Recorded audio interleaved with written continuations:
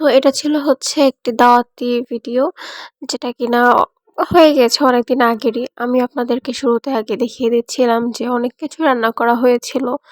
আর হ্যাঁ, দাওয়াতটা ছিল আমার বোনের বাসায়। কোনো মানে কারণ ছাড়াই। ওর ইচ্ছা হয়েছে তাই ও দিয়েছে এরকম। তো এরপরে এই তো শুরুতেই হচ্ছে পোলাও দেয়া হয়েছিল, অ্যান্ড কি পরিমাণের যে মসলা সব হয়তো আমার প্লেটেই এসে পড়েছে এরকম।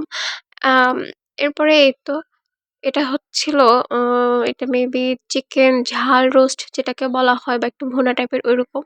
অ্যান্ড এটা অনেক মজা লাগতেছিল। মানে ঝাল, ঝাল ভালোই লাগছিল।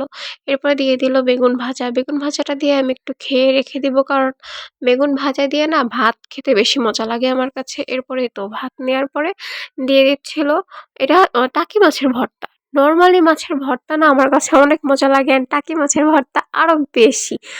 তো এই তো এখন হচ্ছে এটা ছিল শাক ভাজি, মূলা শাক ভাজি, হ্যাঁ।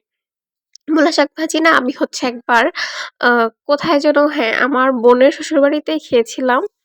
অ নারকেল দিয়ে করে, ওটা অনেক মজা। আর এই তো এখন হচ্ছে এটা গরুর বট বা ভুঁড়ি ভাজি, যেটা আমরা অনেক পছন্দ করি।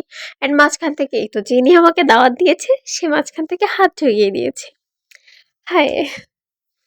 হ্যাঁ, হ্যাঁ, অনেক মজা ছিল সবকিছু, এটা অবশ্যই। এর জন্য একটু টেস্ট করছিল আমার কথা শুনে যে অনেক মজা হয়েছে। এরপরেই তো গরুর মাংস দিয়ে খাচ্ছি। অ্যান্ড এটা অনেক বেশি ভাল লাগতেছিল আমার কাছে। আমি হচ্ছে আবার রিপিট করে নিলাম যে আরো কয়েক পিস নেই। মানে পেট ভরে গিয়েছে, তাও খুব মজা। এর জন্য আরো নিতে ইচ্ছে করছিল। এরপরে এটা ছিল মুগ ডাল দিয়ে মাছের মাথা দিয়ে রান্না করা, যেটাকে অনেকে মুড়িঘন্ট নামেও বলা হয় হয়তো। এটা কি বলে নাকি আমি সিউর না।